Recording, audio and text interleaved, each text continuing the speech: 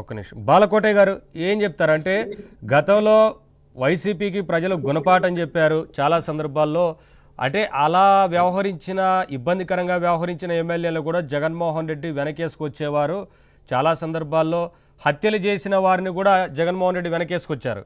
కానీ ఇక్కడ అలా ఉండదు. ఎట్టి పరిస్థితుల్లో వైసీపీకి ఆ ఎమ్మెల్యేలు వ్యవహరించినట్లుగా వ్యవహరించడానికి లేదు.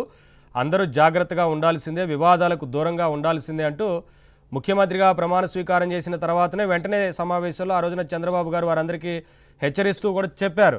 సరే, కొంతమంది అందరూ బాగా పనిచేసి బాగున్నా ఎక్కడో ఒక ముగ్గురు నలుగురు ఇటువంటి బయటకు వచ్చినప్పుడే కొంత ఇబ్బందికర పరిస్థితులు ఏర్పడతాయి కదా.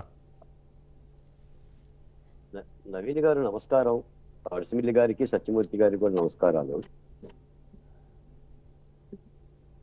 ఈ పార్టీనా ఆ పార్టీనా, వైసీపీ పార్టీనా తెలుగుదేశం పార్టీనా అనే అంశం కాదండి. అక్కడ మనం ఏదో నెమలి ఏకలతో ఏదో విసన గర్రలతో ఇసురుకుంటూ పోతే సమస్య పరిష్కారాలు కావాలి. ఎమ్మెల్యే అంటే 3 అక్షరాలు కావాలి, ఎంపీ అంటే 2 అక్షరాలు కావాలి. పవిత్రమైన ఆలయాల్లో బాధ్యత కలిగిన ప్రజాప్రతినిధులు అర్థం. సాక్షాత్తు ముఖ్యమంత్రి చంద్రబాబు నాయుడు గారు ఇటువంటి ఎమ్మెల్యేల పట్ల అసహ్యం వ్యక్తం చేస్తూ వార్నింగ్ ఇచ్చిన తర్వాత శశిబిషతో మనకేంటంటే పని, ఎందుకు పని? ఇది ఈనాడు పత్రిక. 3 రోజులుగా ఆంధ్రజ్యోతి ఈనాడులో పుంకాలు కథలు. ఎమ్మెల్యే కొలికపూడి తీరుపై శ్రేణుల నిరసన. కొలికపూడి గ్రావెల్, ఇసుక, మద్యం, బియ్యం అక్రమదంగా పల్లా శ్రీనివాస్కు చేదేపా తిరువూరు నాయకులు కార్యకర్తల ఫిర్యాదు, లైంగిక వేధింపుల ఫిర్యాదు. ఇది విషయం ఏంటంటే తాడే కదని అనుకున్నాం అనుకోండి, అది పాము.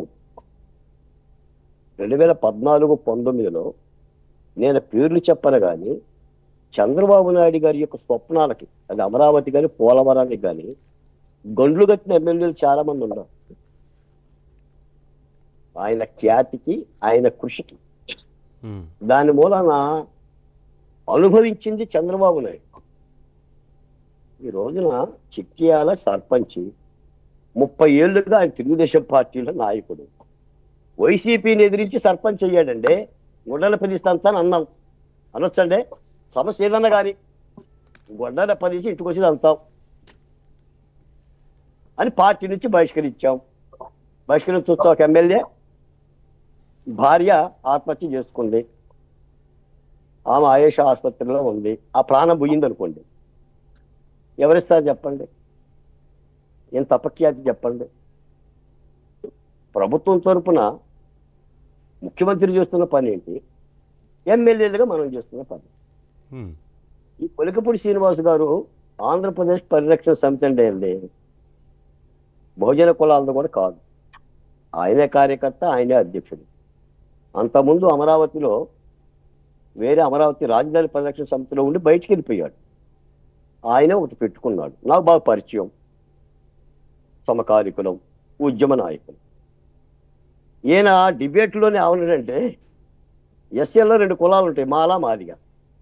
నేను మాల, ఆయన మాదిగ. మాలలో జగన్మోహన్ రెడ్డి గారు ఉత్సదవుతున్నాడండి నన్నే, నా సామాజిక వర్గాన్ని. జగన్మోహన్ రెడ్డి గారు ఉత్సదవుతారు, మాలలో నన్ను. సీరియస్గా 2 చెంపలు వాయించి సమాధానం చెప్పారు. అంటే అంత దుందుడుకు స్వభావం మరికిరాదు. నువ్వు ఎమ్మెల్యే అయితే రెవెన్యూ అధికారులు ఆఫ్ చేసినా, పోలీస్ అధికారులు ఆఫ్ చేసినా ప్రొక్లైన్ ఎక్కేసేసి నువ్వు కూల కొడతావా? ఎవరిచ్చారు రాజ్యాంగంలో హక్కు? మనం మాట్లాడిన వాళ్ళం కదా, ఆయనే మాట్లాడింది కదా జగన్మోహన్ రెడ్డి గారి మీద. చట్టాల గురించి, రాజ్యాంగం గురించి, అధికారుల గురించి మనం మాట్లాడాం కదా. అందుకని సమస్యను యూనివర్సల్ చేయమాకండి, పర్టికులర్ సమస్య ఇది. కొంతమంది ఎమ్మెల్యేలు అందరూ కాదు. దీన్ని అందరికీ ఆపాదించనక్కర్లా. ముఖ్యమంత్రి గారు కూడా ఆ మాట చెప్పారు, ఈ కొంతమంది ఎమ్మెల్యేలు చాలు అప్రతిష్ట చేయటానికి. ఇందాక మీరు చెప్పిన రాంప్రసాద్ రెడ్డి, లేదా ఒక మాజీ మంత్రి గారి భార్య, లేదా ఆదిమూలం రఘురామకృష్ణరాజు, నానాజీ, వివాదాలు వస్తున్నాయి. పరిష్కరించుకోకపోతే ఇబ్బంది అవుతుంది. అయినా వాళ్ళందరూ సమస్యలు వేరు. కొలికిపూడి శ్రీనివాస్ స్వయంగా పార్టీ మీద యుద్ధం చేశాడు. నేను ట్వీట్ పెట్టారు, మీరు విన్నారో లేదు, ఇంకోండి చూడండి. ఫేస్బుక్లో కొలికిపూడి పెట్టిన ట్వీట్ ఏంటంటే, అగ్నిపర్వతం బద్దలయ్యే ముందు భయంకరమైన ప్రశాంతంగా ఉంటుంది అంటూ కొలికిపూడి శ్రీని గారు పెట్టిన ట్వీట్ వైరల్ అవుతుంది అని. అంటే ఏం బద్దలవుతుంది? ప్రభుత్వం బద్దలైపోద్దా, లేదా ముఖ్యమంత్రి గారి పేట పడిపోద్దా? అంటే ఎవరిని బెదిరిస్తున్నారు? దీన్ని పరిగణలో తీసుకోవాలి కదా. మరి చర్యలు ఉండాలి కదా సార్. చర్యలు పార్టీ నుంచి ఉండాలి, ముఖ్యమంత్రి గారి నుంచి కూడా ఉండాలి. అంటే మేము ఎందుకు అంటున్నామంటే, మనం కూడా మీరు వైసీపీ చెప్పిన దాంట్లో పరిపాలనప్పుడు గతంలో జరిగిన కూల్చివేత ఘటన సంబంధించి ఆ రోజున హెచ్చరించారు. హెచ్చరించాడు. ఉమ్, నాకు తెలుసు స్వయంగా. నేను తిరువూరు, నాకు రోజుకి 5-6 ఫోన్లు వస్తున్నాయి తిరువూరు నుంచి. ఉమ్, కానీ నా తోటి సామాజిక వర్గం కాబట్టి, నేను మాట్లాడటం భావ్యం కాదు కాబట్టి, పైపచ్చి నేను ఆ పార్టీలో నాయకుడిని కాదు కాబట్టి నేను మెన్నకుంటుంది.